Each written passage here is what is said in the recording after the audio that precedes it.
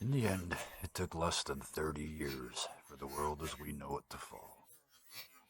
95% of the population died. There were a litany of causes, not that it mattered in the end. Our infrastructure failed. With no electricity, our communications, lights, and internet failed too. There weren't even enough survivors left to tend the fields and care for the remaining livestock. As if any of us had any of the necessary skills. Those few of us who remained barricaded ourselves into makeshift fortresses, although we had no idea what we thought we were hiding from. To paraphrase that ass T.S. Eliot, not with a bang, but with a whimper, the world ended. Almost. In the late 2050s, the builders ended the crisis by combining biology, precision mechanics, and thermohydraulics to make constructs from the dead, human and otherwise. These automatons took up all the necessary repetitive tasks that keep us alive. The constructs follow algorithms and programmable, mindless cycles. The dead of all species have taken the place of slaves, and like those slaves, they have become the basis on which our recovery and our economy grow. They are everywhere. As humans, we have lost almost everything. But we do have what humanity has always had. We have hope.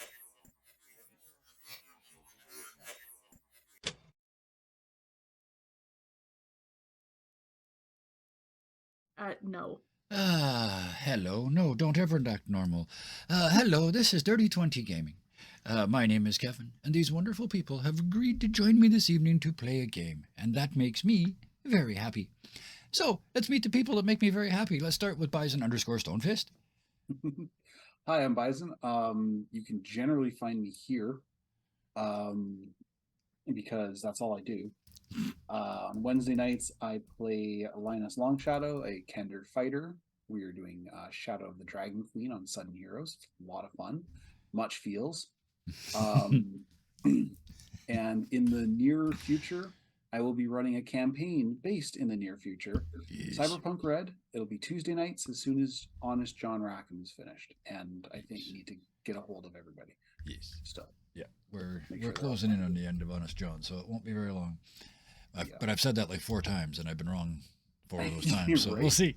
Yes. But yeah, if we're not streaming here on Dirty 20 Gaming, I usually stream games on my own channel, 6 p.m. to approximately 9 Pacific.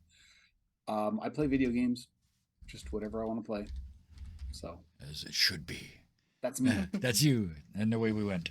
Next, let's go to Artemis, played by Thunderscape 7, also known as Robin. Hello. Hi. Hi, where can we find your stuff and stuff? What do you do? Well, I'm usually on the Discord or here, either in chat or physically here, like I am right now. I do also do art sometimes, and I actually have updated my Twitter Bam. the other day. I actually sat down and did it. So there is art on there now. Nice. That's relatively new. I'm working on some other things, but yeah, so I do art and sometimes I post it, sometimes I don't. I don't know. It's kind of a surprise bag. You also do a ton of work of here on the channel, helping with overlays and art and imagery of all sorts, and I appreciate it a whole bunch because you make the channel look really good. So thank you. Which brings us around the corner to the Wayward Knight. Hello, go. Hi. Oh, let's see if I can remember my laundry list. I am Chris, aka Wayward Knight. I'm a Detroit area actor and artist. Support your small and local art friends. I also sell my art online. This is my online shop where I sell it, although that might be changing soon, and I also need to update it, but whatever. You can find me almost constantly on our Discord, and also here Saturday nights playing Delilah, and also here Monday nights GMing our Grave New World Buffy the Vampire Slayer TTRPG. It's really fun, and you should come watch it, even if you don't know Buffy. Oh, You'll learn Buffy. There are so many Buffy nerds in that game. It's just the Buffy nerdness is just outpouring. The passion shows. It's a great show, and I strongly urge everybody to go watch it, even if you didn't watch Buffy. I'm starting to think Kyle knows more about Buffy than you do. Just warning you. Oh, I know. Yeah. But I'm between fully the aware of between the that. group of you, it is a stunning amount of lore is known. But a number of you mentioned the Discord, so thank you. I'll just pop it up. One of the friendliest places on the net. Pop in, join us. If you want to play, we'll get you in the game. If you want to run the game, we'll let you run the game, and we'll stream it. And if you want to produce, we will let you. We'd love you to come and produce for us. Editing, all that stuff. If you do anything of a technical nature and or want to do it for us for free, I have to feel like I have to say that. I cannot pay you squat. But yeah, if you'd like to come and play with us, join the Discord and come and play with us. Volunteers are always appreciated. Yes, because that's all I'm getting. So some quick credits. Pixabay for the art, a lot of the art that we used, Hero Forge for the character art, and the Roll20 for the map of the city that you're looking at now in the window. That's where we did that. So that's enough of that. Let's get to this game. Who do we want to start with? Artemis, for sure. You are at your house. Carol has gone off home with your message on their arm, and you've bolted off and grabbed food so that you are actually prepared for a dinner. And when you came back, Verite was working on his life-size Android Steambot. And Carol was there as well, Yeah. back because it was the next day. Yes. technically. And had a glitter explosion. Yes, so there's glitter sort of everywhere. And Artemis said, we can make this work. Your mom is coming over, but also I'm an artist. I never promised to have a nice, clean house. Absolutely.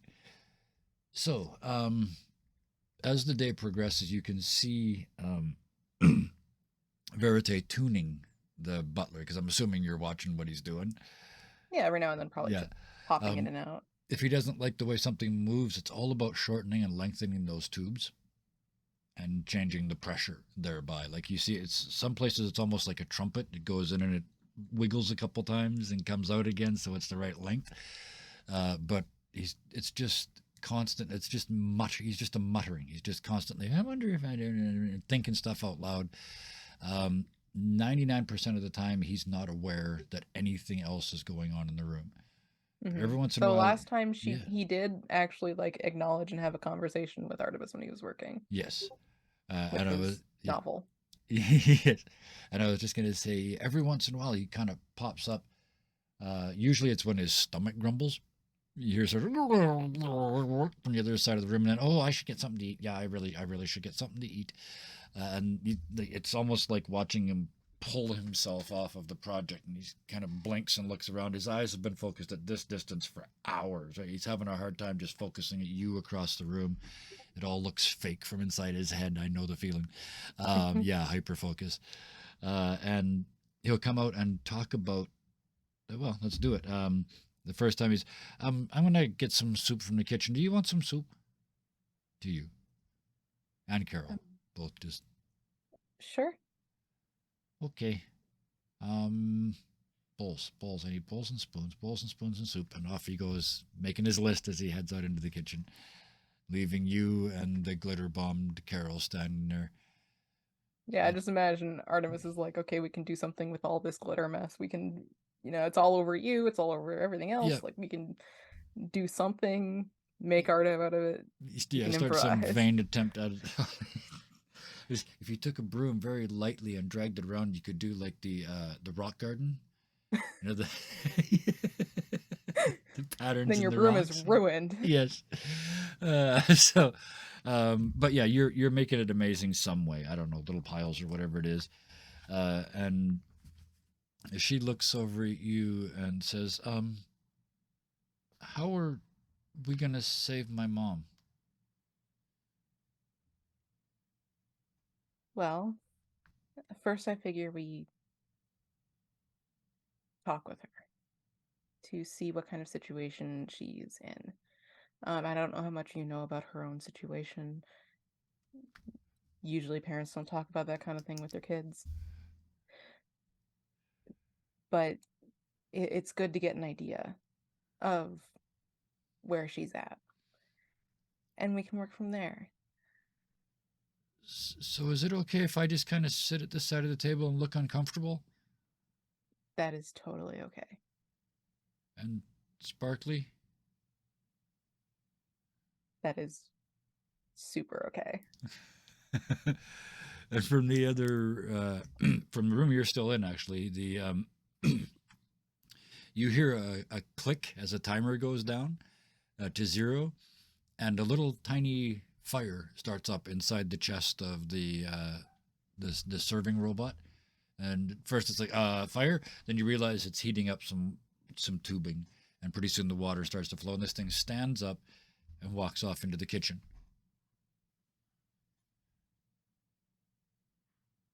And she's just, I feel like Artemis also is like, it's weird to see it like, full size, like life size, because it's always been like tiny.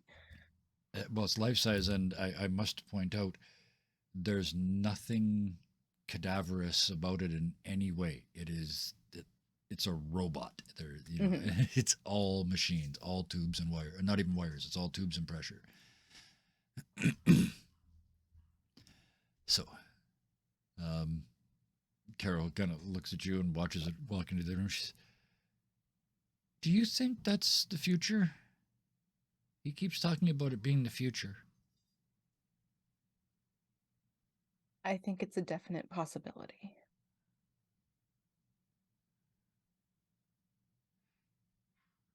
I don't understand him at all. He's quite eccentric. That's a good word. And then you hear, bzz, bzz, you look over, and the robot comes back in with a tray on doing 2 hands. No, bugger that. This guy's a genius. One hand, he's waitering this kid. He comes in with the tray with 3 bowls of it was soup you went for, yeah. So yeah. 3 bowls of soup, spoons, silver, the nice china. It's on plates. It's got presentations. There's napkins folded, the whole bit. Artemis going, I didn't know I had nice china. Yeah, you don't know where this china came from. You stole it from the neighbors. He built a different robot for that. He's not showing you that one. And he puts it on the sort of table that you've got there. It sort of looks like it's precariously balanced in the corner, but you realize it isn't. It takes off 1 soup, hands it to Carol, takes the other soup, hands it to you, takes the 3rd one and holds it out to the side. He missed his timing on the entrance, because clearly he was intending to just walk up and take that soup and sit down at the table, but he's late.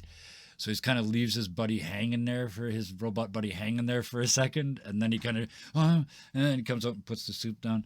I thought I set that for 14 seconds, but I guess it was 12. What do you think? And it steps back and does the zzzt with the towel on its arm. It's quite impressive. With all that tubing, it'll run for over an hour with just that one little candle. Wow. And it backs slowly away. Except as it does so, yep, you realize the head it's just tubes. It's just like everything else. But you realize there's a set of tubes you kind of didn't notice that almost form a mouth across the bottom, and you don't notice them until they flex and kind of do that. And a steam-powered voice comes out. It says, "Enjoy the soup." And it's like steam coming out like a foghorn or like a train's whistle.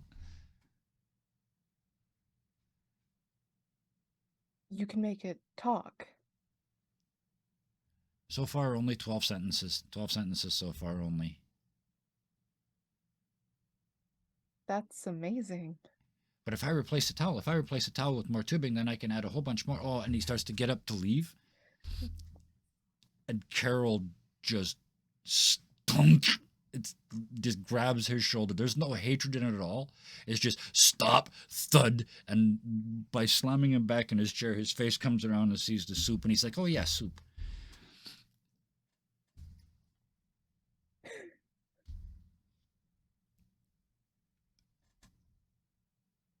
Well, I think you've done very well for the short amount of time.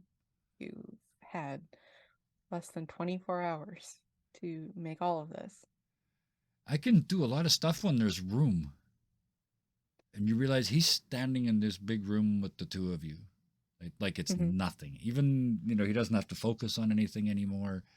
Mm-hmm. Yeah. And she kind of got a little bit of this when they were at the scrap, but Yeah. that was when it was dark. When he too, left so. his birdcage helmet behind, yeah. He's Um, still him. He's still Verite, and there's still stuff going Mhm. on, but Yeah. the kenophobia is fading. Miraculously. Narratively. You Narratively. guys earned this. I had no intention of doing this with him, but you guys absolutely earned every second of this. So Well, I'm glad you can explore these possibilities. okay, this soup is boring. And it just keeps eating, like it wasn't intended. It's just the statement. It just came out, and he just keeps eating it. Artemis is like, she's not offended by it because Yeah. she's like, I make food for like necessity, not Yeah. as art, like as opposed to like Yeah. what Delilah and Sid Yeah. experienced with like basically art. Like that's not her kind of art. Yes, absolutely. So we're going to leave you guys having your soup for a moment, and we are going to go to Delilah.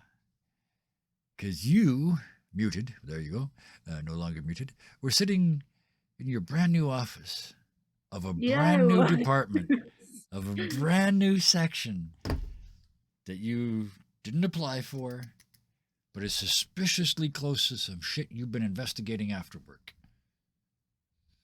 Yeah. I will remind you, you did go one time, because I'm assuming you're going over in your head and going over in your head. So I'll remind you, you did go one time to see the guy that did hands, because that's where you got the tools and then made them even smaller. So there is that tiny chance that maybe that's all it took. But there's also maybe kind of nearly almost reeks of Inceptum. Yeah. Like maybe that was like the hook that Inceptum needed to be like, hey, would you recommend this girl for a promotion? Mm-hmm. Okay, yeah.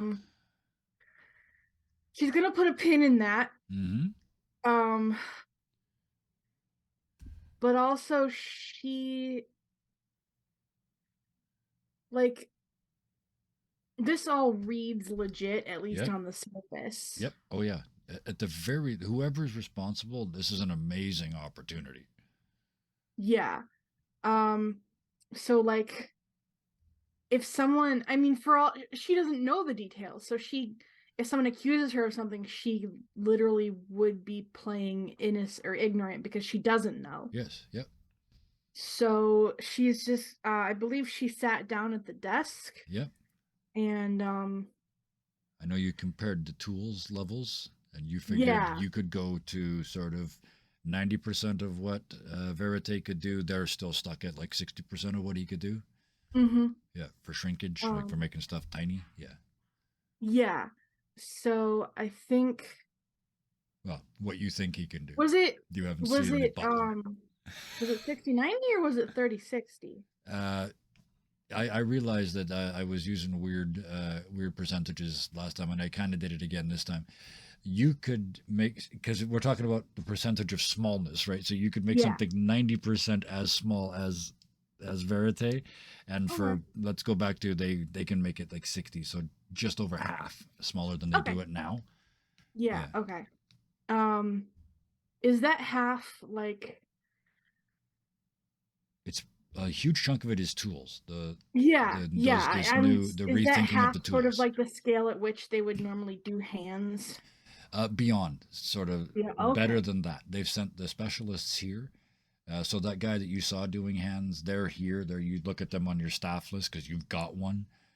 Okay. Yeah, you've got access. You know, you've got the open invoice for parts and pieces. You realize you're an experimental department, so you don't really have to paperwork or anything. There's Okay. there is it's not an open budget, but it's substantial, Mm-hmm. especially if all you want is in house, right? Mm-hmm. Okay. Yeah. Okay. So she's going to I mean, like this is kind of it's still the work day. So she's Yes. gonna do some work. Yes. She is I think because she obviously hasn't been bringing the automaton to work with her because that's not smart. But she wants to try to like what's the word, like reverse engineer Yep. at least right now from her mind, like from Yeah. her memory. Mm-hmm. So I think the thing that has stuck out to her so far has been like the joints and the tubing. Yes. So I think she wants to try and find a way to replicate the tubing. Yeah. Perfect. Did you see him make it? No. No. Okay. So, for right now, we're going to say that you're not a specialist in tubing, right?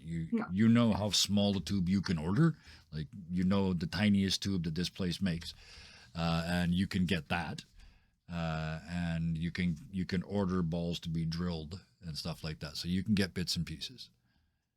Okay. Ordered. Yeah. Yeah. Easy enough. The stuff is delivered very, very quickly. They deliver the basic balls and small pieces right away. Your crew, they deliver it. You want them to deliver it to your office or to the workers?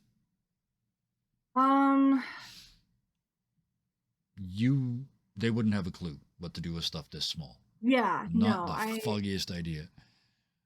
I mean, if she had it delivered to the workers, she would have to go out and talk to them, and she's like not ready for that. Okay. So yeah, she'd have it taken to her office. Delivery person brings it into your office. It's a small box. I mean, it's little stuff. It's like a model airplane box, right? Mm-hmm. It's heavier because it's all metal, but it's a little tiny box. Put it on your desk and they leave. And as you sort of look up to see them leave and make sure that they're done, you can see looking through the window all the staff. They're just not trying to hide or shit. They're just looking through the window at you, just watching, looking at the box. They're not even really looking at you. They know you. They're looking at the box.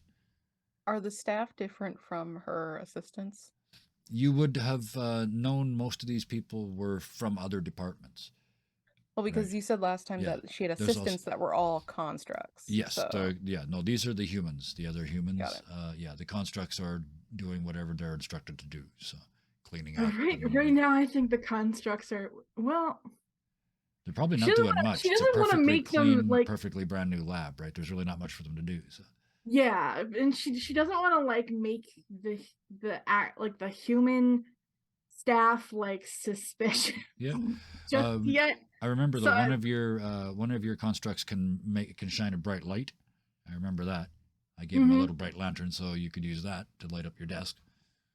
Oh yeah, that one's already lighting on my desk. Okay, perfect. And I think Zzz, zzz, zzz. Ah.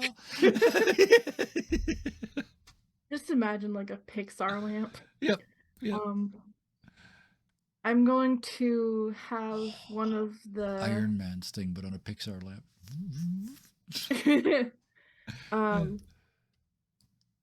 Honestly, Delilah's actually just gonna go to the door and open it and be like, "Can I help you?" There's a blatant, there's a pause, and it's one of them you can't really see because there's a whole row, there's 5 or 6 of them, and a voice you don't recognize, but not surprising, you only recognize the guy that does hands, says, "Can we watch?" I don't know how much there will be to watch. It's just that you're a fucking legend. Shut up! No, they're a fucking legend. I don't suppose there's any reason not to. And they just shuffle in the room like school kids. Just they stand against the wall, so they're not touching anything. Like they're engineers, right? They know anything could be part of so they're just standing there watching. Yeah, so Ever so obedient and ever so subservient, Delilah. so Delilah's like really trying to like keep calm and stuff. Yeah, On the inside, this is like really freaking her out yeah, because like as much as she was respected in her last position, she wasn't like an authority figure. mhm, So now she's like carefully opening the box, yeah. like setting the different pieces out, laying them out on her workbench, and So it's a whole bunch of straight tubing, very fine, not nowhere near as fine as what Verite uses, but you know, you can work with this quite easily. This is not the smallest stuff you could work with. So this is sort of, that makes it a little easier. It's all straight pieces, and then there's a little tiny bender in there, the little double roller thing that you twist to make bendy corners, and then there's all these little balls. Like they're lined up, so there's ones with holes straight through, and then 1 into 2, and 1 into 3, and hollow ones, and all kinds of interesting stuff. and then I'm gonna set up like a little like a little tiny soldering station. Yeah. And she just starts making like a basic circuit. What are you making? What I want to know what it does. Um, And maybe more I think importantly, she wants to basically try to on a much smaller scale recreate a finger yeah, and then recreate fingers that can operate on like at a more delicate level. micro movement. Gotcha. So would you settle for 1 thumb and 1 finger? Yeah, Very, that's fine. very extreme, like being able to pick up a feather without ruffling it, that sort of level of fineness. Yeah. So Yeah. So I have a question. Yes. How much of this is to test what you can do? How much of this is to dominate and show your complete and utter skill at what you do in front of your new staff? And how much of it is just, can I do this? And what did I miss?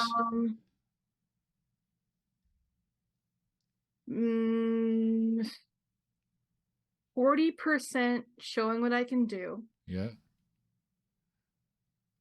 50% can I do this? Okay. 10% I am really good. Yeah, okay, fair enough. Oh, I can see how hard that was for the player to say. The character would have been fine with that, but the player had a hard time with that sentence.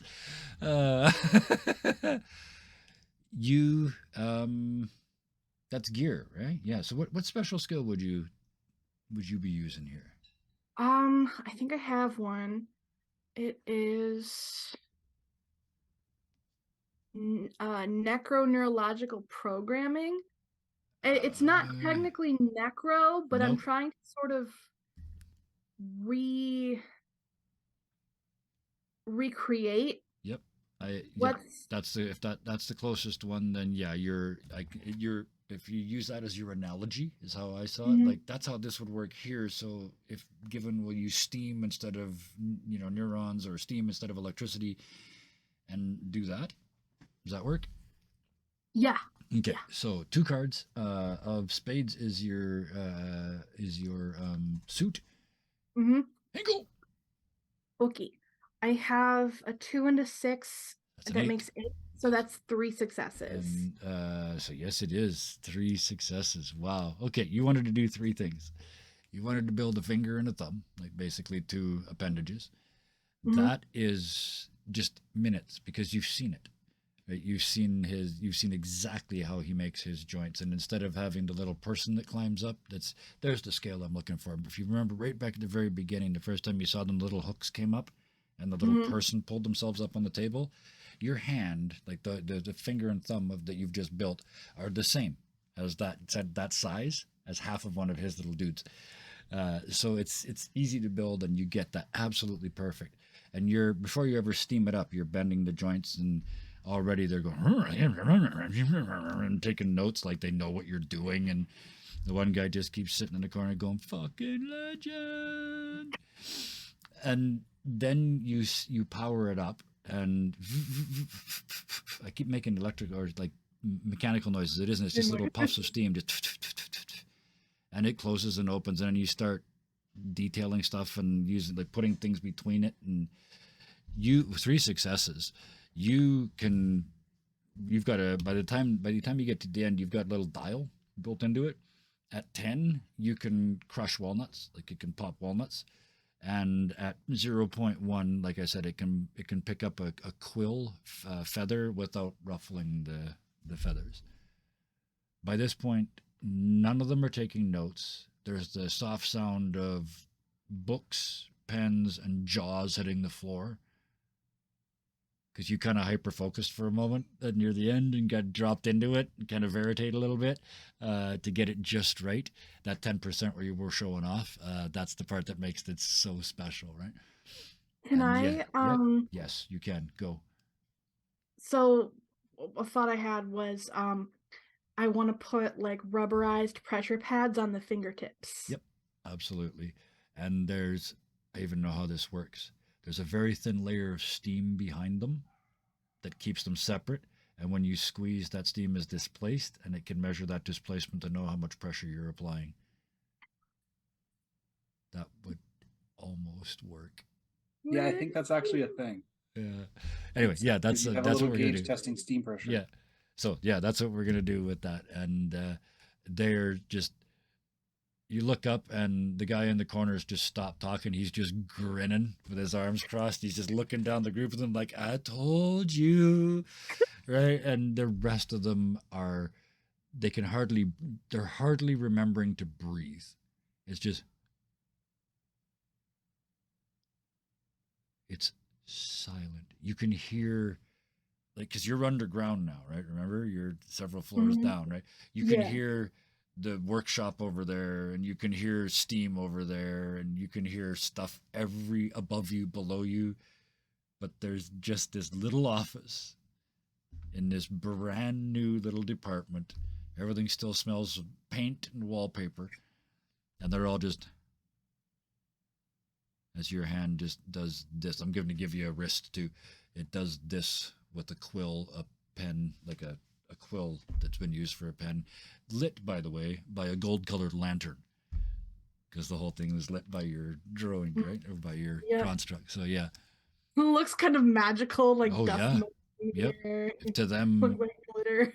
I mean, if I'm just thinking, it would be like a bunch of people that were really good at building rock bridges, and then you showed up and built the Golden Gate. Right? It's quantum leap better than what they were doing. So a couple of fallouts of this. Fallouts is the wrong word, but I'm going to use it anyway. There is 0 of them look like they're willing to take a shot at your power. Like, nobody's going to try and play power politics with you and try and tell you how things are, little girl. That's not going to happen. There is a respect/fear in their eyes as you cross the room. The respect tends to be with the younger ones, and that sort of fades to fear with the older ones. Yeah, exactly. It's like Joe Satriani just walked in to teach you guitar.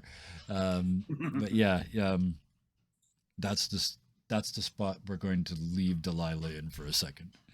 Okay.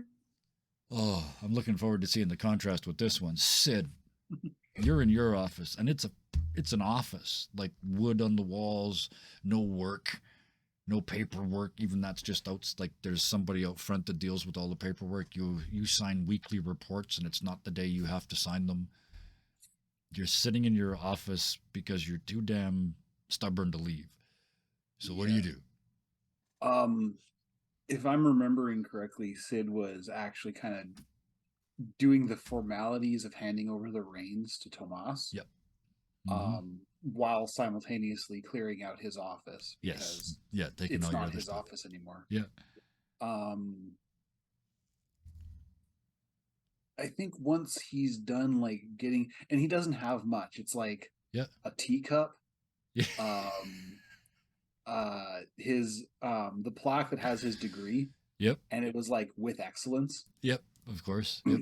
when he became an engineer. Yes. A With honors. photo of with him a and his U father. in honors. Yeah. Sorry. Go. Yeah, with you. Yeah. A picture of him and his father when Sid He's became an British, so that would apprentice, be- Yep. Yep. and just like some small things, like not even a house plant. Yeah. You know, there's always the joke is the house plant Yeah. sticking up the box. Yeah. Not even that. Um, Your own slide rule that doesn't go with the office. Stuff like that. I got you. Yeah. When he's One done, box, he, yeah. How long you been there, Sid? How long you been just in that office, like just running things? just in that office, like as a career or just that day? Oh no, as a career, like since the first As a time you career. got the job you currently have. He's been foreman for 5 years. 5 years. That's when his dad And died. you walk out with one half full box. Yeah. But before he goes, it's right around break time, so roughly, we'll say 10:30. Yep. Because work starts early. Yep. He goes out onto one of the catwalks and he addresses the shift. Now, I don't want rumors to be going around because you all gossip like old women. So I'll just say it out. I've been promoted. I'm not coming back. If I'm lucky, I'll never come back. But Tomas has taken over, and I want you losers to listen to him like he's me. Keep this place safe. Keep the old man working. Drinks are on me after the shift. And there's an hoorah at that across the whole room.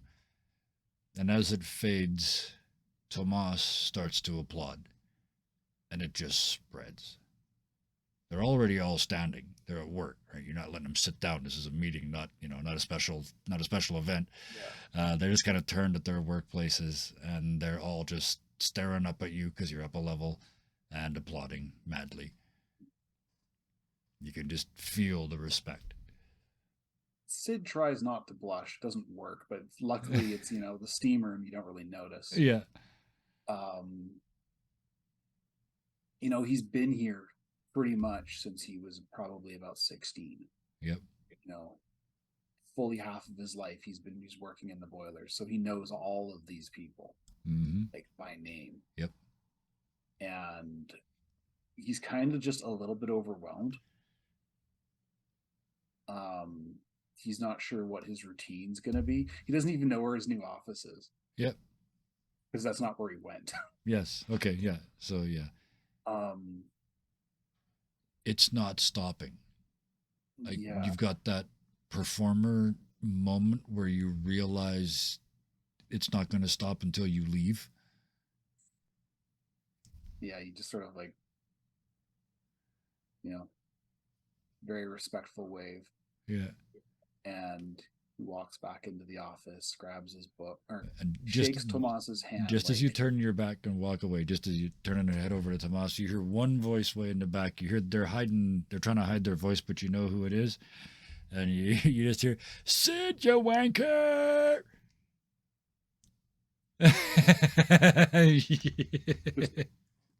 Yeah. Just, as he's walking away, Yeah. goes to Tomas and shakes his hand.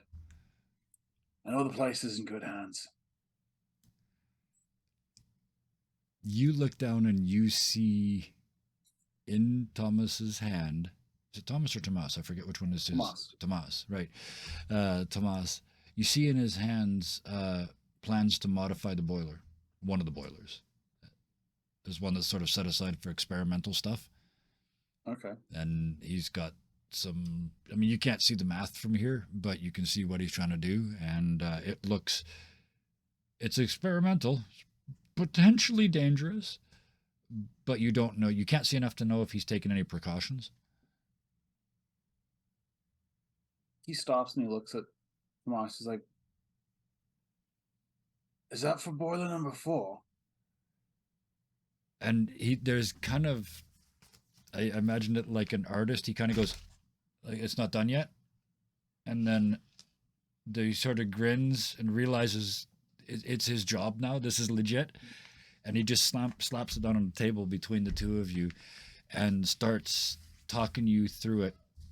He's changed 4 things in the basic boiler function. He's essentially turned it into a triple compression steam engine. If you want the technical term for it, he's skipped 2 steps entirely. He's obviously been thinking about this a long time. The paper that this is on is not new. Like this blueprint has been folded and unfolded, and there's 7 different kinds of ink on it, and bits have been cut out and replaced with other pieces of paper because he changed the design and Yeah. all the safety is exceptional. Yeah. It's controlled failure system. If Mhm. this fails, this is the way it releases. If this fails, this is the way it releases. It's built to fail in certain directions, which can be channeled, right? Sid's quiet for a really long time. He probably spends maybe 10, 15 minutes looking at this thing. Yeah. And by the time he's done, he's like, this could make your career, Tomas. I'm not kidding. This is probably one of the safest designs I've ever seen. And he very, very carefully folds it back up and tucks it inside like it's really important and buttons up his vest before he talks to you. And he looks up at you and says, thanks. I'm going to file the patent as the Brimlock engine. Sid just immediately flushes. He's like, you don't have to, but wow. You taught me all of this.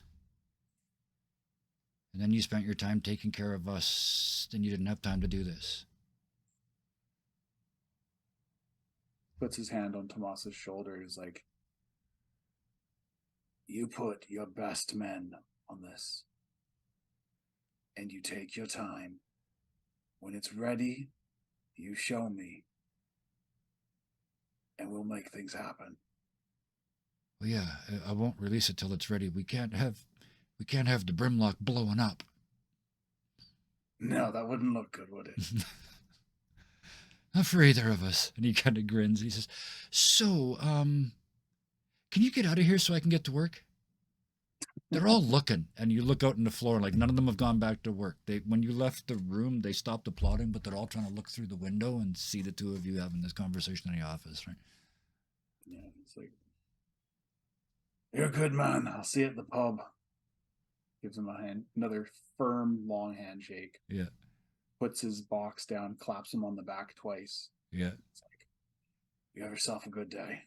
And you head out, and he goes to work on the Brimlock engine. Let's just go around the circle. It's time for dinner. It's late afternoon, Artemis. Anything you wanted to do? Yeah. Sorry, you guys were having soup at lunch. So yeah. Well, and we ended last time with an earthquake. Yes. Yeah. I'm just curious if like there was anything related to that, or it's just like yeah, sure. There was a small there was just that large tremor. I think I said it was like a 4.2 something like that. It wasn't. Stuff's coming off 25 the walls. to 30 seconds. Yeah, but it wasn't big enough to be generating aftershocks, as it turns out. Okay, and I imagine they're in Italy. I'm imagining they have just like plaster dust everywhere. Yeah, wouldn't even have noticed in the. But historically speaking, this part of Italy has not been volcanic for thousands of years. There are a number of extinct volcanoes around. Earthquakes are fairly rare this far north in Italy. They're not at all common, especially one that big. Like 2s and 3s happen. It's like here on the west coast, right? 2s, 3s, 4s happen all the time. Yeah. It's not a big deal. But the 4.5, that was a big deal. So it would have been something that like you sit there and you're like, yeah. And then when it's done, if you know anything about earthquakes, you'd be going, is there an aftershock? Is that an aftershock? Is that an aftershock? Yeah. Yeah. But none yet. No. Hit a pothole. Is that an aftershock? Yeah. Nope, just bad driving. But she would have beforehand Yes. asked Carol what her mom's name is so that Okay. she knows. Okay. Not to put you on the spot, Kevin, but Did I give you a name for Nope. the mom already? Okay. Nope. Okay. Okay, gotcha. I wanted one that sounds vaguely like it's from here, but not, and I came out Portuguese. Her mother's name is Fatima. Yeah, Dad, and she kind of looks at the floor and says, got her as part of a diplomatic deal. You know how they used to marry for power? Yeah. Yeah. I see that. And she tells you this still covered in glitter. Like as you're talking, you can see there's still spark. She's tried to clean herself 10 times. There's still sparkles. Oh yeah, and Yeah. she said like you're never getting that out Yeah. of your clothes. Like it's there. Yeah. Like there's a reason why Artemis doesn't bother like changing out of most of her clothes. She's like they're gonna be destroyed. And she'll look at her and say, you said you were gonna sit in the corner and be awkward, and that's totally okay. You also, if it gets to be difficult for any reason, you don't have to tell me why. You can always, feel free to step out into the kitchen or something if you need a break. Okay? Okay, that's good to know. I want to hear though. I mean, and she Okay. kind of looks around like somehow her mother might be here already and goes, I want to know. That is okay too. Just wanted to let you know that, if you need to go out back and take a couple deep breaths, it's okay. Or break stuff? Yeah, thanks. Yeah, just none of the important stuff. No. There's plenty of junk back there that you can break, though, if you want to. Okay. I don't think I'm going to have to, though. That butler robot thing is amazing. Yeah, it is. He built that with no plans. No, he had no plans, just what was in his head. He actually started the foot without any kind of forethought. We're going to say for the purpose of this that he finished his soup and went back in the kitchen for this so that he Yeah, I doesn't know. imagine that was the case. I'm assuming you guys, I realized the tone of this conversation, he's not here. So, so yeah. Yeah, I imagined he, like wandered off to do his own thing. Yeah. And she's just looking at it standing there. And as you look over, you see like, it's not even symmetrical. Like he solved the same problem different ways on different sides. Like the two shoulders are different, but they both He was problem solving as he went. As he went. It is just it would drive any proper engineer absolutely mental. But I'm hoping that it appeals to your artistic mechanical. Exactly. Yeah, exactly. I think Artemis finds it charming and clever because like she's like, I've done the same thing. Two different methods to get kind of the same result, kind of.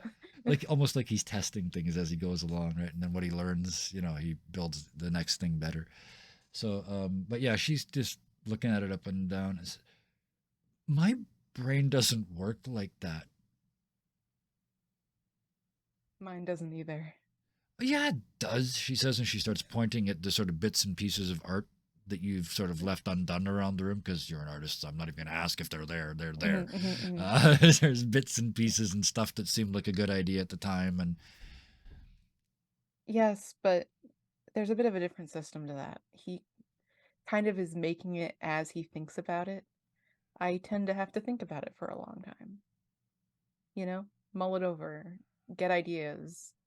But surely that's just a matter of speed then. Not always. Well, where did you get the idea for that? And she points to like the bottom half of a sculpture of something. I'm gonna, in my head, it's kind of a metallic body. Maybe it was like one of those figure models, but it looks like it's been broken off at the waist, but done in metal instead of wood. Let's go with that.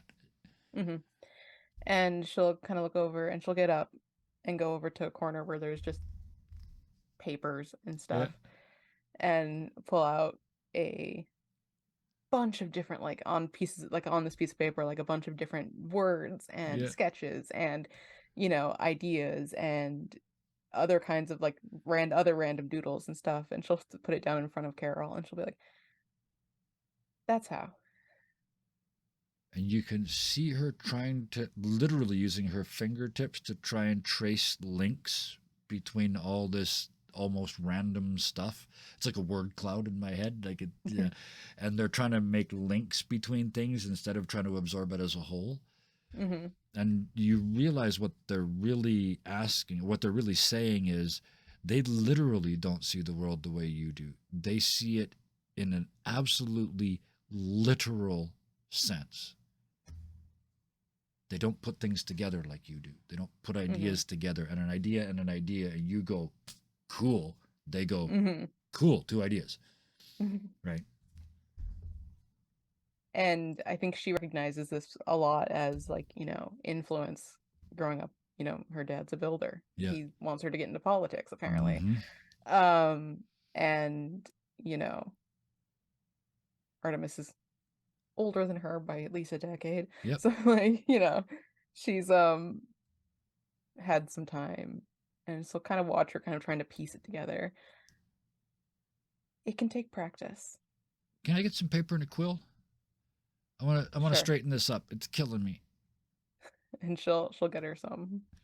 And she starts, first thing she does is traces yours really quickly, puts the original over here very respectfully, and then takes her copy and starts writing down things in list form on another piece of paper. She's trying to organize it and crossing things out as she writes them.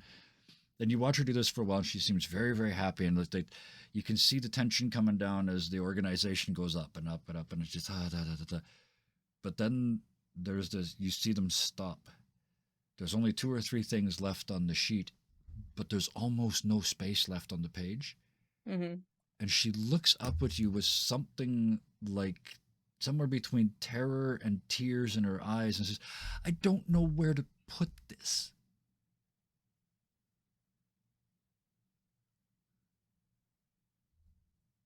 And she'll take the paper and kind of see how she's like put it in rows, like, organizing the information kind of. And which is funny because it's like Artemis is kind of like the opposite of that. So it's like two worlds colliding here kind of thing. And she will take another piece of paper and slide it underneath the first and kind of just like extend. And she goes, that helps for that one, but that doesn't solve my problem. But as she's saying that, she's writing that sentence down on your added side. It's this one, and she points. Doesn't really matter what it actually says. You look down at the idea, and you see the problem. It fits all the categories, but also none of the categories. It wasn't about there isn't space. It wasn't space. It was. I don't have a box to put this in, and it's worrying me.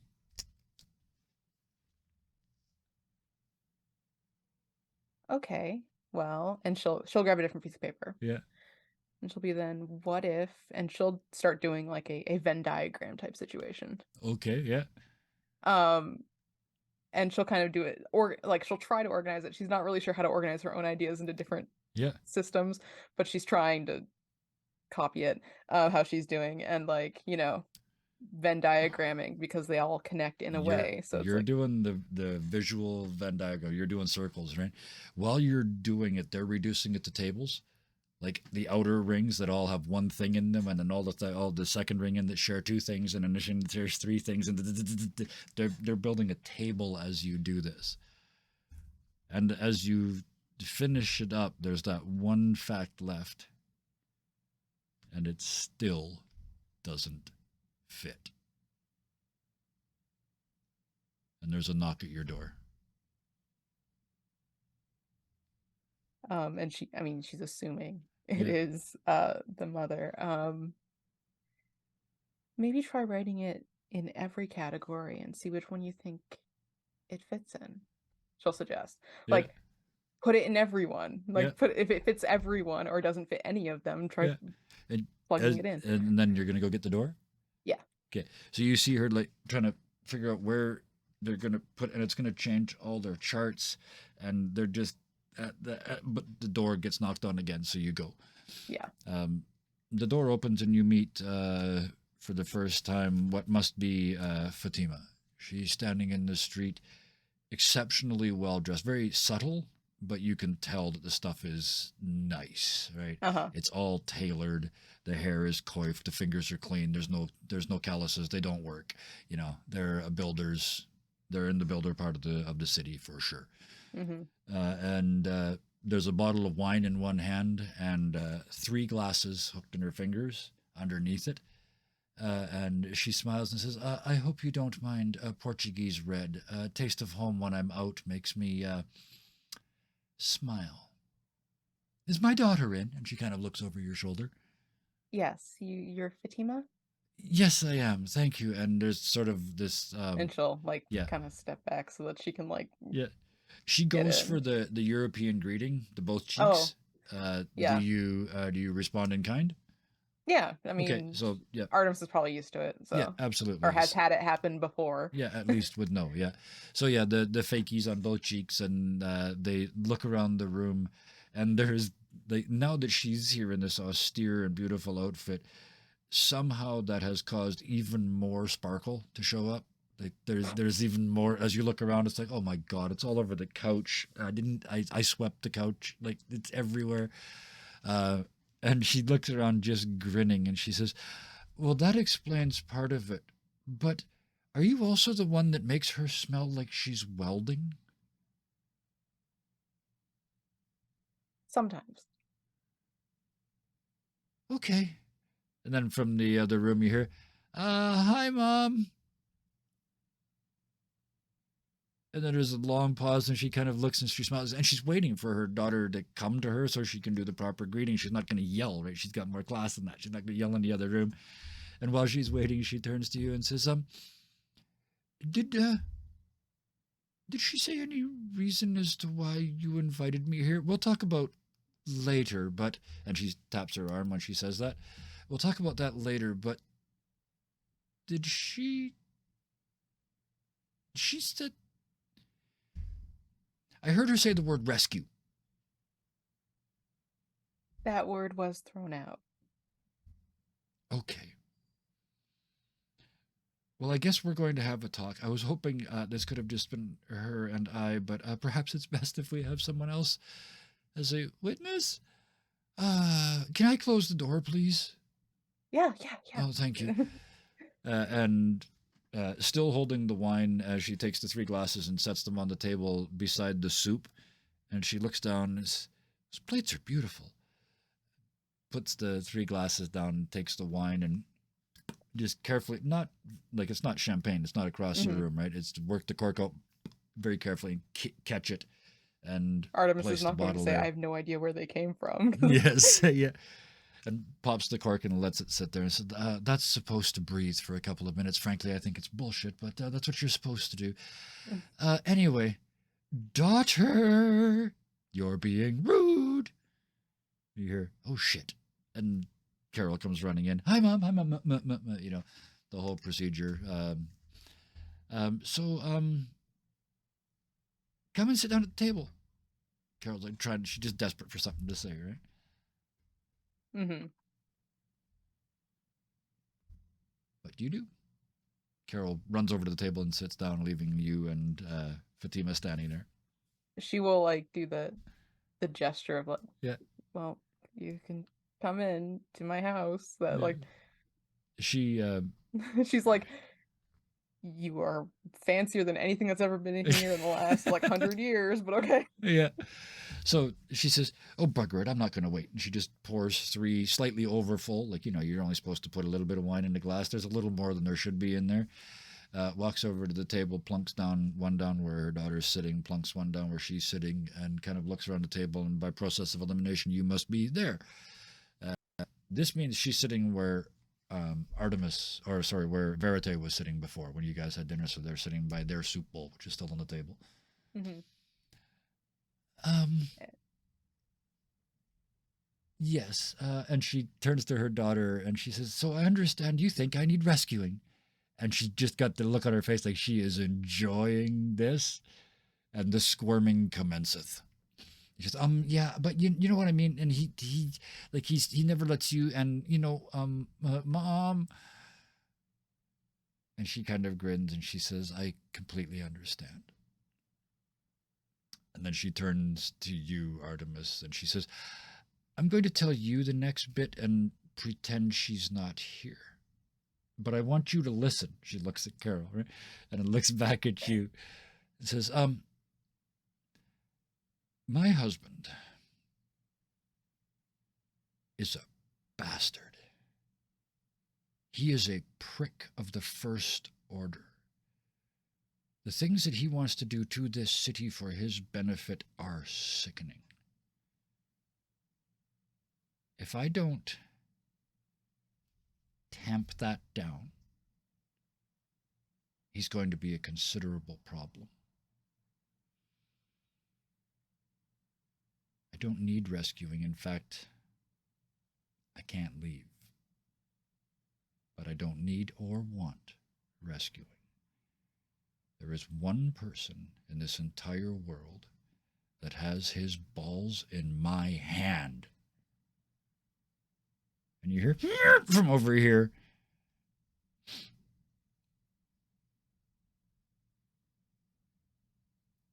So, shall we drink? Sure. And she leans back and holds it up to the light. This is like she said, this is the drink of her homeland, right? She's going to savor this. And just as she has the sip of it, she says, and you never know. He's got to die someday. And she puts the glass back down. So, what's for dinner? And what is a verite? It's still looking at you, but just doing the mom side eye out of the corner. You're just watching for the twitch over here, and it's just like they almost disappear. It's just boom, another half of they did into the shadows. I'm not here. Yep. But they overheard more than the word rescue. They've also overheard them talking about verite. Mm-hmm. And but yeah, the question is, what's a verite? Verite is a person, a quite brilliant creator who is also the other half of the reason why your daughter has come home smelling like they've been welding. And almost on cue, the robot, the steambot butler comes into the room with another tray of strangely enough, identical soup bowls. The soup looks the same, but you can even smell it from here. Things have been added to it. It's been improved because it was boring last time. And they come out and place it down in front of you and clear away the old dishes. It's amazing the level of technical detail that's going into all this, because it's all programmed, right? There's nothing intelligent about these things either. So it clears the table, puts the new soup down, steps back, and enjoy the soup. That foghorn voice. And also the creator of that. Oh, I'm glad you said creator. I thought you were going to say that was verite. No. No. And they are agog. Like, they are beyond amazed. They've forgotten all their formality. Their mouth is literally hanging open looking at this robot. And it's basically like a tea light that it runs on. I don't even know what to ask. But what?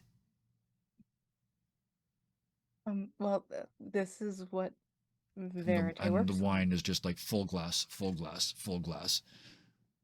It's it's kind of like the constructs, but without the person element.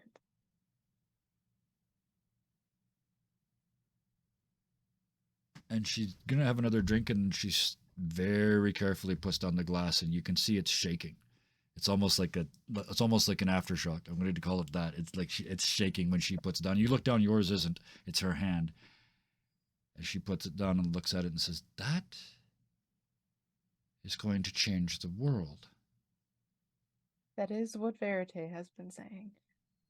And you hear from in the kitchen, I told you it was going to change the world. Going to stay out here, too many people, but I told you. And she goes, that's Verite? Yeah. It's very nice to meet you. Thank you, nice to meet you too. Okay, not talking anymore. Too nervous. Thank you, bye. And you hear another door close in the background. The kitchen was now too close. They had to go another room away. Until recently had been spending a lot of time alone. It hardly shows, she said, kind of comes back to herself a little bit. And then goes back to just staring at the Steambot. After a few minutes, whether you've touched your soup or not, it comes and starts to clear the table because it is still a construct. It's all on timing, right? So her soup is all but untouched. She sees it coming and she's like, just out of sheer manners, it's like, has a couple quick bites and then the soup goes away. The fish course is brought in next. She's a vegan. Yes, there is. Yes. So yes, I said the fish course. It doesn't mean it's a fish. It just means it's a fish course. It's a timing thing. 2 of you have got fish. The other one is a toefish. You can tell. Yeah. And Artemis Which sounds will say, Russian. Hello, toefish. Artemis will say, he's actually made very quick, great strides. With being social, largely in part because Carol has gotten to know him. They've really. And she's staring at Carol because she could hear from the voice that Verite is like 50 plus, and she did like the neck just groaned as she turned and looked at their 18-year-old daughter. Oh, it's not like that. It's not like that, Mom. It's not like that. Definitely not like that, Mom. Nope. Definitely not like that. It's. Oh, I'm gonna get sick. It's very much like a grandfather situation. It's not even. I just help him. And she's like hands up, like don't beat me levels of panic, right? There's no sign that the mother's gonna take the purse to her at any moment, but she's just so deep in his adult conversation. Yeah. He's been mentoring her in different ways.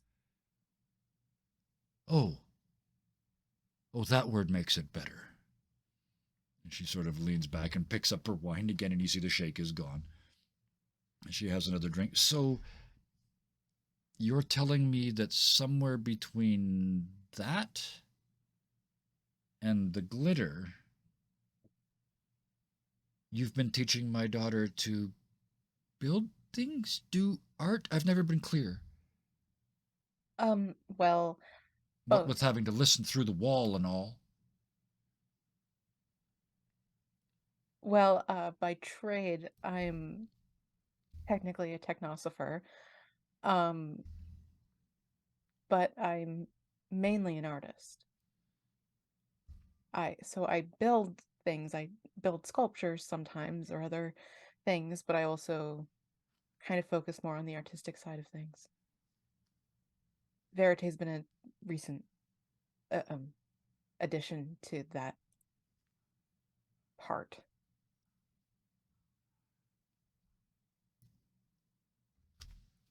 And in that moment of silence after, you hear, I mean, you've all heard dogs before on tile, the claws, but this is different because there's another ticky sound. There's twice as many ticky sounds as there should be from a set of claws. And then from out in the kitchen area, a little tiny, like Chihuahua constructed robot comes running out and it skids on the linoleum, bang, up against the wall. And it starts to run again, but when it hit the wall, it tipped. So it's just sitting there going.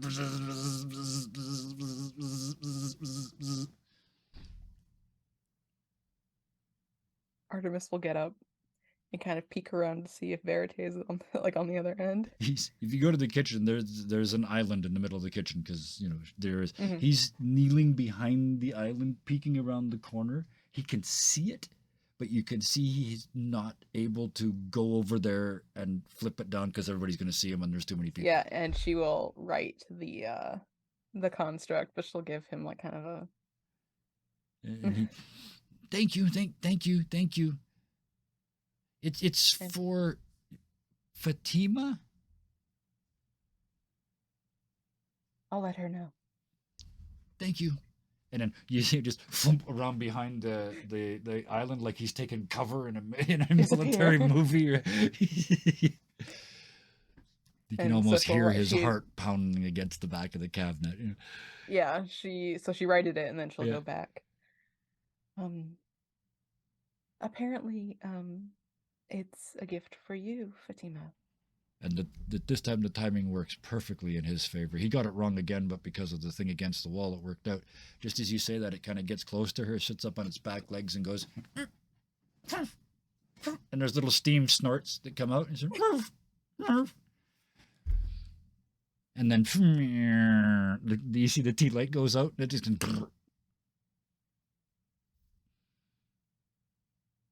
He rushed this one. He built this in 2 courses. I mean, I believe she assumed, Robin assumed, we all assumed. Yeah. Before you get a chance to react to that, the robot comes out again with the actual main course.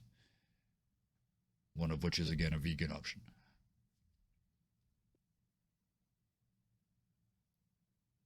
But your daughter mainly came to me because she wanted to learn how to do art, to build things. And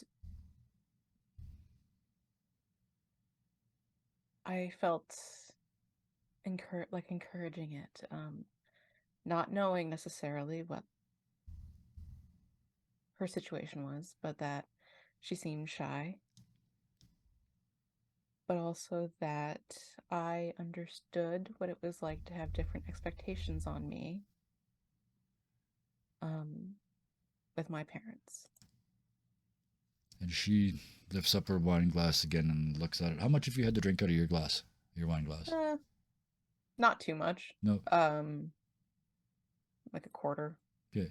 So she fills that up again. And like, again, you're not supposed to, right? There's like 4 ounces of wine in your glass. You're supposed to be sort of 1.5, right? Mhm. Fills it right up again. Takes hers and, well, looking at it like it's the most casual thing in the world, she says, so, would it be okay if she moved in with you? And over here you hear tink, smash. And you look over and Carol's holding just the stem of her wine glass. She snapped the top off with her thumb.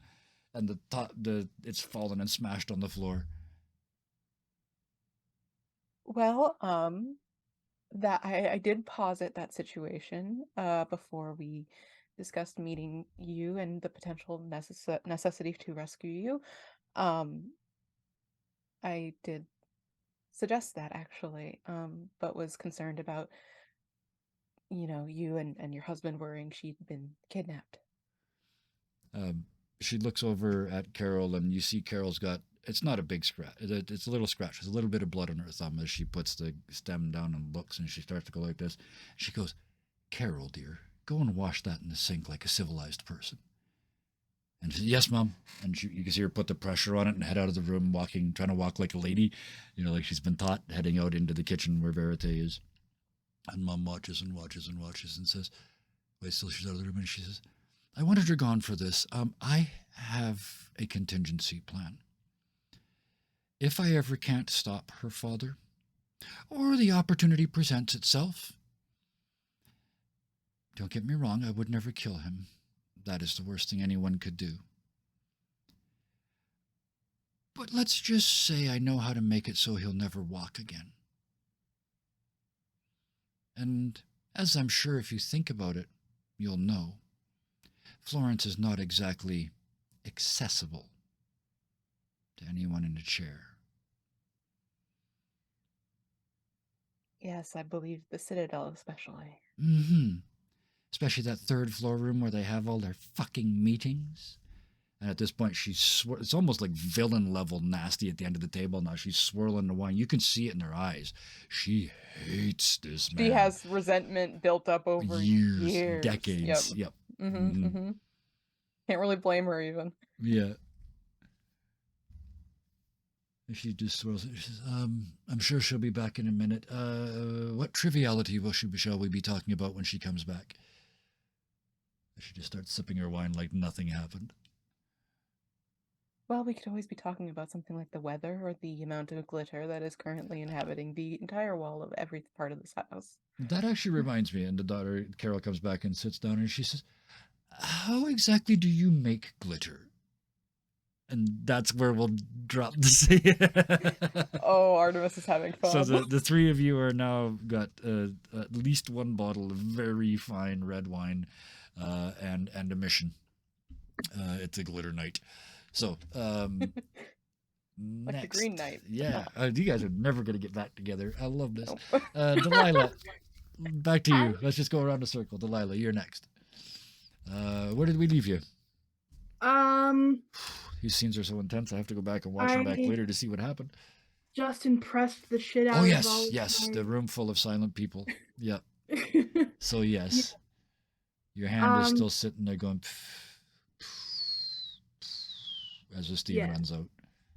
Yeah. So I'm gonna look up at them, and I'm not gonna like be smug or anything. Yeah. But she looks up at them and she just goes, "Is that what you had in mind? Is that a sufficient lesson?" And the one that kept calling you a legend, all of a sudden sounds very quiet, and he says, "Can I come and see that?" And points at your work. Yeah, she'll just say, yes, just be careful, and you probably don't want to touch it just yet. Oh yeah, I can imagine the heat patterns, how the heat dissipation. That's the boiler, and he's like hands behind his back, and he's doing the pointing with his eyes thing, and he's deconstructing this thing in front of you. He sees how it works, and he's can I see those tools again? Those aren't like our tools. Our tools are small, but those are different. And the rest of them are like, it's not you're just an intern. It's all right. No, you're more than welcome to look at my tools. And with that, the hands come around. They don't touch the work, but they start picking up your tools and a magnifying glass. And but this Careful looks with them, though. nothing. There's only one set. Yeah, but this looks nothing like what we do the same job with in the fingers. How did you come up with that? It wouldn't work if we made it bigger. No, there are some things that require specialization and customization, and some big things only work for big things, and some small things only work for small things. We're gonna need little tiny desks, like here. Sorry, that was Chris. Yeah. And you can tell he kind of almost heard you, but he really kind of almost didn't. He's processing, like he's already thinking of logical engineering sort of things, like we're gonna need tiny desks up here so we can do this work, right? It's by no means a finished process, but it was a thought that I have been toying with. What if you made him fit on your fingers? Have you ever seen the banjo player with the finger picks? Yes. Yeah. He's kind of like holding them to his fingernails. Then you could do it all. And a tiny, tiny clamp. She's gonna actually go into a drawer. Actually, no, she doesn't know what's in the drawers. She's gonna go to a box of her stuff that she brought. Excuse me, and grab like a notepad and a pen, and just like start writing down these ideas of like things, and she doesn't want to be like the asshole that steals other people's ideas. Yeah. So she's gonna write down. She's gonna say, "What is your name?" Oh, I'm Stefano. All right, and she writes down Stefano. And he's using like wax from the candle. He's like melting it on the back of his fingertip and then sticking your tools in them. You wouldn't be able to work like that, but he's just trying to see. No, they're gonna have to go underneath, so you got better control. And he's Stefano, would you like to meet over lunch this week, just to discuss some things? Can we do that while we're working on stuff? Sure, I guess. I mean, The other 8 people in the room are kind of against the wall, going, completely left out of this conversation, right? You kind of just realize they're there at the moment because Stefano has taken a seat on the other side of your desk, right? Yeah. She's going to. So she's gonna notice, the rest of them just kind of like grumbling. It's gonna be like, I appreciate your curiosity, and you are dismissed for now, but don't ever be afraid to come to me, please. And they're kind of nodding and heading out. They don't say much to you other than thank you, the respectful stuff. But you hear them saying things on the way out, like I'm going to need glasses, and just they're engineering, but just not on the same level as Stefano, right? He is just grabbed this idea, and So yeah, it's just me and Stefano then. Yeah.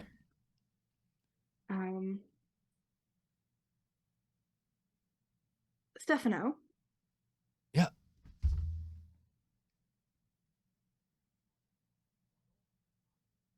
I know I'm very new here, but I can see that you have an ingenuity that I can relate to. I don't mean that as a brag. I mean, we operate at a similar wavelength. And I think it may be beneficial if we were to combine our efforts. Does that sound like a reasonable proposal? So your spotlight construct is still shining down on the table between the two of you. His hand is in that with all these little tools stuck to his fingers. And his face is sort of just lit from one side. So it's kind of hard to tell on this side, but this side you just watch the color come up. Like right up to his eyes. And you see it, you can even see it on the bright side. He is blushed like all the way to the eyes. And he's staring at his hand, just willing it to be still. Right? This is fanboy appreciation moment, like number 1000, right? You went to the airport and met Sarah Michelle Gellar, right? It's that level of fanboy stuff, right? He's about to explode at the compliment you just gave him. You see him open his mouth 4 or 5 times, and all you hear is he's trying to say thank you, but he literally can't speak. And you kinda asked him out on a date too, yeah. You qualified it at the end by saying, and we'll work on some stuff. But yeah.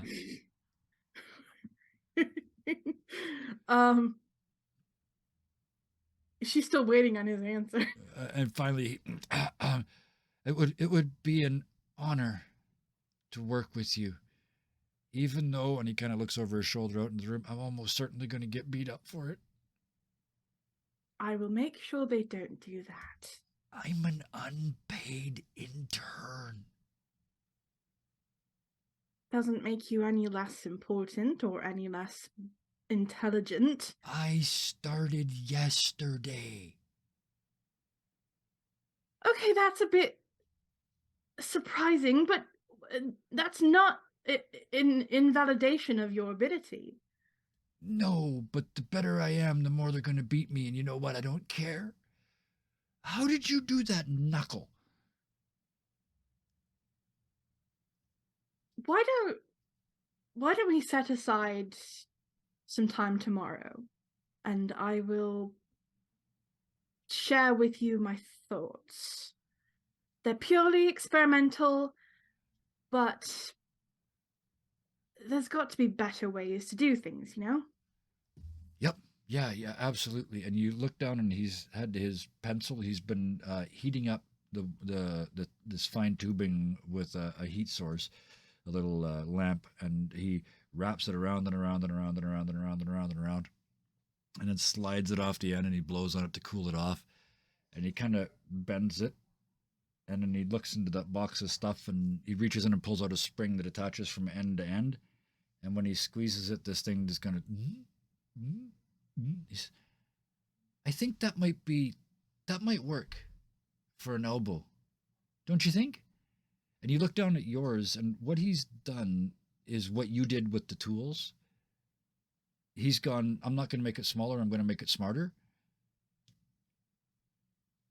So he's made a more efficient knuckle, basically, by having essentially a spring there, and it's steam powered. So when you heat it up, the metal gets soft and the spring pulls it down. And when you stop the steam running through it, it cools off and goes back to its original position, because it's made out of nitinol. I just realized that. Stuff they showed us in high school. It's called nitinol. It's 3 metals put together, and when you heat it up, it changes shape. So you can get the love, and you drop it in hot water and pull it out, and it says hate. You drop it in cold water and pull it back out, and it says love again, and it's just a piece of wire. So yeah, That's cool. He's done that with this. So now Work in a Delilah's science shop, ladies and gentlemen. You learn all kinds of cool shit. So now Yep. so now Delilah's like her gears are turning Yep. and stuff like. And Okay, he's so this guy- oblivious to what he's just done. Yeah. This guy could like change the bio constructs, and she could change constructs in general. Mm-hmm. She doesn't want to like, give all her secrets away just yet, but she Mhm. now has thoughts. Yep. And you can tell Stefano does too, because even just a couple moments ago when he was all beflustered and all blushy, I mean, the blush hasn't even faded yet, but he's already locked onto this. No, it would have to be thicker, and we need more pressure. Pressure would help too, because then we could. Yeah, he's already back problem solving again. But he's including. And it's not even like these are. It's not even like these are like 100% Verity's ideas that she's stealing, because she's working from her memory. Oh yeah. And you, like I said, the scale you're at, it's different. Right? You haven't seen inside what happens inside his balls. All you can do is move steam around, right? Yeah. His balls do things like cause hinges to move and different shit. So yeah, he's still in a different level than what you're doing. But still, he's here, you're here, and Stefano, after 12 minutes, is here. And the rest of the specialists are down here somewhere on another floor, right? Mm-hmm.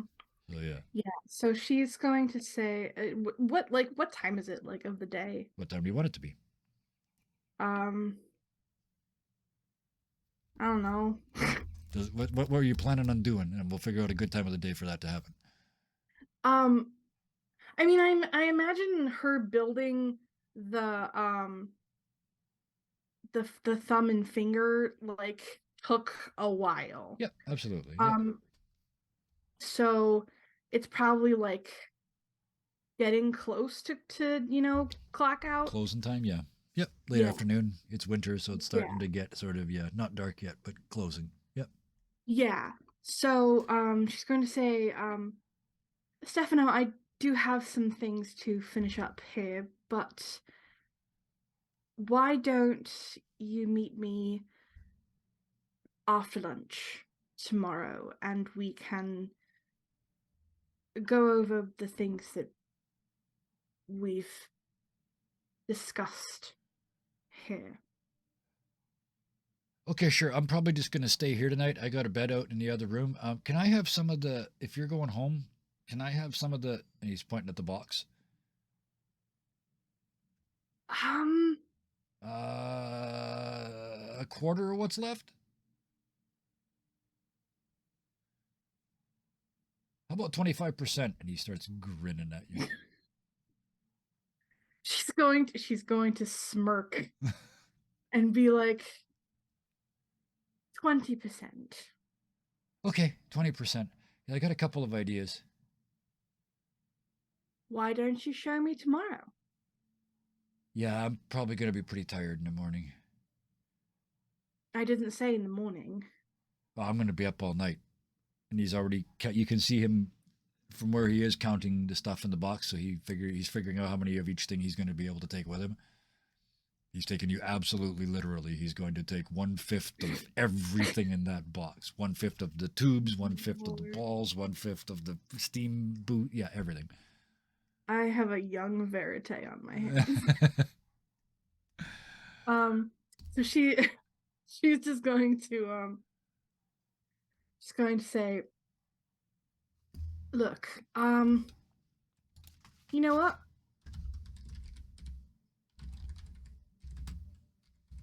Just take the whole box. It's not like these are secret components. Do your work when you are awake, and we will reconvene in the afternoon tomorrow. The whole thing. Like, that's all he heard was like, you can take it all. And then after that, it was all just a blur. And his hands are literally on the box. Yes, the whole thing. Okay. I can always get more. Okay. But Okay. you have to promise to show me your work. Oh yeah. Yeah. If I show it to them, they'll hit me. Yeah, you're the only one that's gonna gonna they don't hit you. I'm an unpaid intern. So what? Who started yesterday? That does not mean anything. It is unprofessional to hit your co-workers. Oh, they'll hit me outside when no one can see. I have a history.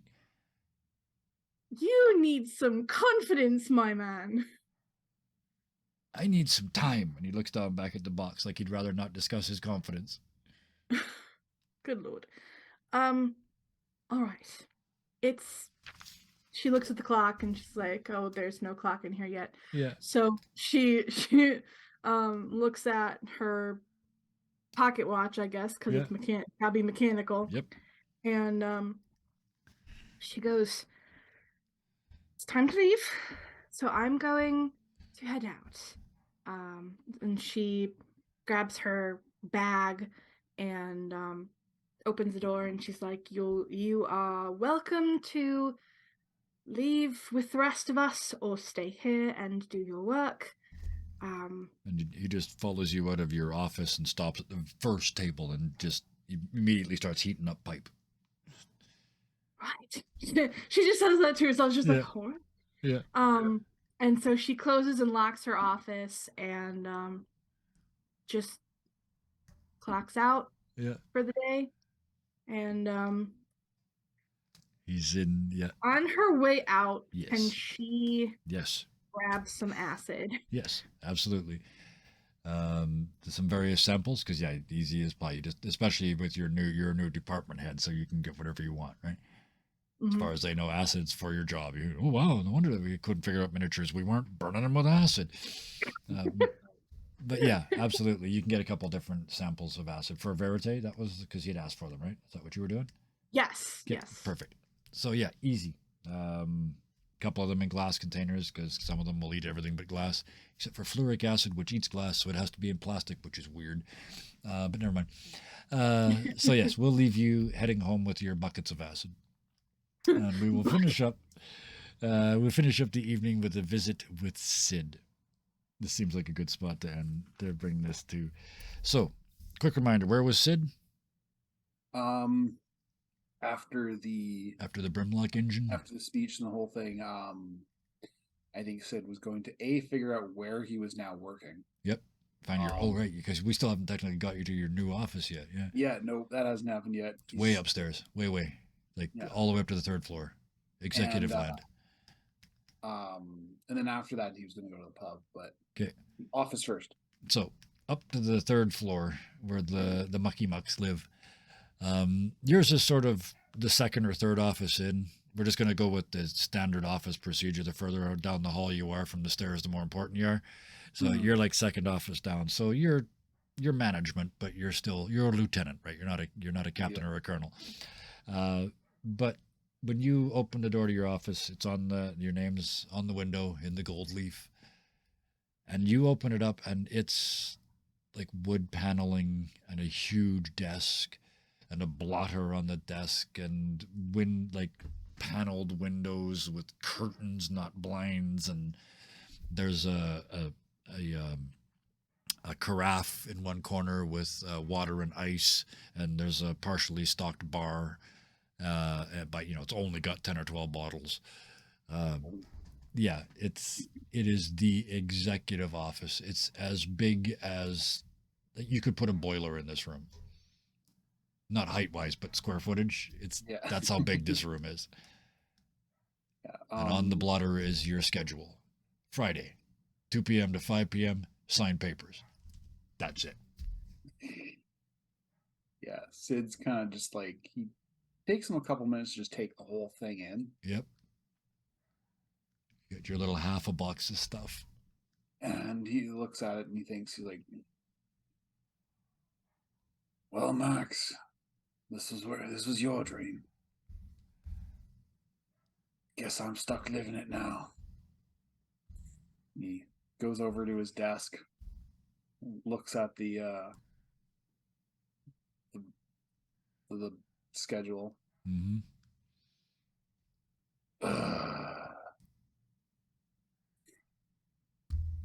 After about, what kind of papers is he signing? Like, because he's good. He hasn't gotten to the point where he's just reading 3 sentences out of every paragraph. So he's actually like going through each. There's nothing to sign today. Like it's because it's only Tuesday. Yeah. Right. But there's a list. This is reports of reports of reports. Like Sid used to do like production reports, right? Like this is how much coal we burned. This is how much pressure we built, blah, blah, blah, blah, blah. This is layers and layers and layers above that. This is so insulated, the information isn't even really useful in any way that you can imagine. It's kind of the kind of information that you might be able to suss out. It's the kind of information people use to get investors to, like, it's that level of information. It's really, really super generalized. Sid grabs a bourbon after the second report. Yeah. After a while, he doesn't so much look at the reports anymore as to where the sites are. Yep. And he starts tallying where the most reports are coming from. What kind of, it's not so much. He's looking. He is kind of looking at the end report because he is a foreman. He does understand output. Yep. And he's looking for the ones that fluctuate the most, because that generally means that there's an issue regarding the staff or output or safety, and that's so he starts to strategize. You scan through that, and this information is just too coarse. There's nothing, like, it's only total number of incidents reported. It doesn't break it down by category. He starts after about the second or third hour, he starts pulling out his own sheet of paper and starts making requests to these foremen. He's not even looking at the next level down. Yeah. He's going straight down to the ground floor, and he's asking the foreman for the level you were at, right? Yeah. He's asking for specific issues. Right. Okay. Like in refinery, he's looking at, coal output or coal intake, all the nitty gritty. Yeah. Yeah. And he's trying to look through the bullshit. Yeah. To find the actual problems. And he knows that whatever staff they decide to give them are going to be either burned through very quickly or the exact kind of anal retentive that Sid's looking for. Yeah. when you finish the notes, you call in a construct to deliver them, and there's sort of like a number pad on them, and you just type in the office you want it to go to. So you can send them all to all the people you want to send them to. And then all those messages are gone, and you don't expect them to respond. This is an email, right? So you're probably not going to expect a response back from any of them until at least tomorrow. Mhm. It's also getting to be late in the day after all the stuff that Sid's already done. Yeah, So. paperwork takes forever. Yeah, exactly. I think by the time he clocks out, Yeah. He's got a list of sites he wants to look at. Yeah. Because he knows the boilers, but he doesn't know a lot about the other areas. So if he's going to be the Inspector General of Safety, Yeah. he has to know what he's inspecting. Exactly. Yeah. You literally that's about all you could tell from the documents. Like you're in charge of this department, this department, this department, this department, but safety only, not operations, not production, just safety only. Mhm. And the only one you would know anything about is the department you used to work in, right? The other ones you don't work there, so you wouldn't. I mean, no, the basic safety, but not the intense stuff, right? Yeah, he's got the first year figured out. First year courses are good. Anything after that needs a little work. Yes. So, where we find ourselves at the moment, in Artemis's house, there's, let's be honest, at least in my head, correct me if I'm wrong, but there's a bit of a party going on. There's a fair amount of wine flowing about, and there's a lot of glitter. And glitter on this very carefully coiffed lady. There's glitter in the wine. Therefore there's glitter on tongues and in lipstick, and it's everywhere. She did say she'd make edible glitter. Yep. And yeah, one of the things is, well, that's not the edible stuff. No, you scoop that up off the floor. No, it's not edible. Yeah, I need some wine. Oh, that's not edible either. But yeah, you guys are having a fairly good party. Delilah, you're walking home with beakers of acid. And Sid, you're sitting in the darkness of your gigantic empty office when the second tremor hits. Artemis and Co., it's the wine. You can see the wine bouncing again like it did before, but this time it's all of you. And you also get the weird sensation of the glitter on the floor going... Oh my god, it makes ripples. Well, have you seen the Wait. you've seen the thing where you take the metal plate and put the with the put sand stuff and on the it and then with the violin bow. violin bow? Yeah, that's happening, but on like a citywide scale. You can't see it in dust, but you can damn well see it in rainbow glitter. So yeah, it's Quickly before that forming happens, patterns. Yeah, I had one more quick thing Yes. I wanted Yeah. Artemis to mention to the mom. Maybe when Carol was again kind of yeah, away, not necessarily that she doesn't want her to hear, but like when it was like, Yep. acceptable. Yeah. She would be like, I would apologize for it being presumptive of me to teach your daughter, but that would be a lie. I'm not sorry for that. But I do want to say that your daughter is brilliant. And she shows a lot of artistic and technical skill. Oh, I know. That's why I'm so happy that she found you. When the time comes, and again, she's looking away to her daughter, so she's calling back to this earlier moment of nasty that she talked to you about. I think I might join the two of you. And she picks up the glass like, this is a grand idea, even though I'm 30 years older than both of you. And she goes to have a drink to that, and that's when you see the... Yeah. When the, She just wanted to make sure that I just wanted to make sure that was said. Yeah, perfect. The whole house starts to shake. The little dog falls over almost immediately. He built him in 2 dishes. I mean, come on. And one of them was soup. But yeah, the robot in the corner, actually, you notice the knees kind of go rubbery. And so from the knees down, he's doing this, but from there up, he's stable. He's built Kind of in... like a chicken. Yeah, exactly. Yeah, he's built in a suspension system in the knees, an anti-tremor system. So the robot's doing this weird thing where it's standing still and the whole world is shaking around it. From in the kitchen, you hear, oh dear, oh dear, oh dear, from behind the counter. And it goes along quite a bit longer this time. Delilah, you are walking up a cobblestone road in the gathering gloom after a very long day with a bunch of acid and glass, we have determined, glass beakers about your person when an avalanche, no, when a tremor starts. This Can I seems like say it's going to I, like, be plucked around the same most of size as the the- previous one, maybe slightly bigger, is what it feels like. What do you do? So Delilah's not an irresponsible scientist. She Yes. would have like capped them Oh, off and yeah. put them somewhere where they're not likely to drop. Yeah. Oh, yeah. So, like, I was worried more about falling over and landing on one. I think she would have secured them in her bag Okay, yeah. because she can like ensure that there's enough pressure to like secure them but not Oh, break them. Yeah, easy. and Yeah, stuff like that. no problem. That makes sense. So you're kind of just, you know, as you're walking up the street. This one lasts a little longer, sort of. I think the last one was like 30 seconds, right? Mhm. 30, yeah. This one's more like 45 seconds, and it's a little bit stronger. Stuff's coming, falling. Some of the crosses and the gargoyles are falling off buildings that didn't go the first time, and whether they were weakened by the first one and it fell now or not, this one's definitely a little bit stronger. But you don't break Definitely, anything like- because you were prepared. Yes. Sid, sitting in your office, sent out all these messages, sitting there in the gloom waiting for responses, and not like it's an omen or anything, the world starts to shake for the second time in 24 hours. What do you do in your And- big, comfy leather chair? Can Sid see the scrap from where he is?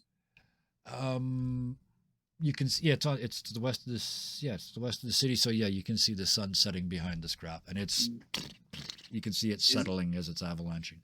Okay. Yeah. He's kind of watching that, all nervous, kind of thinking, "Mate, did we do that? Was that from us fucking around in there a couple of days ago?" This is way bigger than that. This is a well and truly earthquake. You would have all experienced tech launches. They're little sort of, oh, that was neat. This is actually it's slip strike, but yeah, anyway. Yeah. I love that you know the kind of earthquake it is. One of my favorite channels is Geology Hub. Oh god. I Great think stuff. honestly, Sid would go back into foreman mode, and he'd want to get back down to the boilers to make sure everybody's okay. Because if that, Perfect. because Yeah. the first one they probably wouldn't have noticed. You said Yeah. this one's a little bit stronger. Yep. With all that pressure down there, Yep. oh, he's fucking worried. Sid, you realize, you rush across the room, you slam open your big expensive wooden door, you take the couple steps to the end of the hall and push open that all but sealed door between executive land and where you used to live. And even from 2 floors up, you can see the steam rising, and you can hear the ding, ding, ding, ding, ding, ding, ding, of hoses, pipes, rivets. Immediately yelling into any kind of like loudspeaker, "Everyone out of the building now!" And that is where we will drop the curtain on tonight. It's fine. Everything's fine. Everything's fine. Putting on a potential explosion. Fine. That's the Oh. dog in the house on fire. I do thank yous all the time, but this game, wow. Always Split the Party has taken on a whole new meaning. Artemis Honestly, in I'm having so particular, much I don't fun. think has seen any other member of the party in 2 days in game, and the game's only been going for 4 days. No, think- Sid, Delilah, and Coas were all at the Yeah. end, all together at the end. That's what I- yeah, but or at the beginning of Artemis- the last one. But Artemis yeah, isn't. Yeah, Artemis has Mhm. been. Yeah, you haven't seen any of these people in days now. You got your Yeah. own thing going. So thank you. I was really worried that wasn't going to work, but you guys flat out told me off in chat, and you were right. It does work, so we're going to do it. I keep looking around, and you keep looking interested when I'm talking to the other people. So I'm going to take your word. I'm going to take your word for it, and I'm going to take your faces for it. I'm sure we'll get back together eventually. We will. You're gonna believe me. This is the second tremor. That's all I'm gonna say. Yay! Yeah.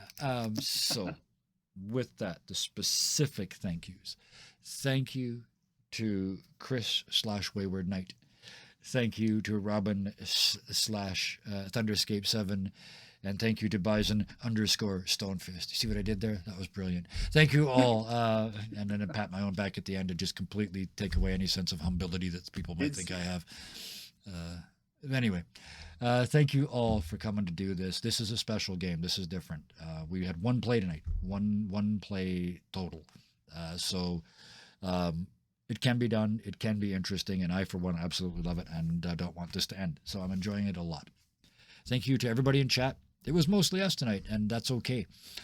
So thank you to all the folks that are watching the VOD, though, because you do. And YouTube people, holy cow, YouTube people, we are averaging over 50 views for this show on YouTube. So if you watch to here and are one of those 50 views, could I ask you a humongous favor and just go down and click that like button at the bottom? Because 50 views and even like 10% of those as likes would be a big deal. And if you're enjoying it, chances are other people are too. So the more you like it, the more it goes into the algorithm and the more you can share us. So please do, because sharing joy is important. And that brings us to the big finish, the huzzah, the punchline to the 2-hour Shaggy Dog joke that isn't funny. Please, until next time, please be nice to each other. Good night. Bye.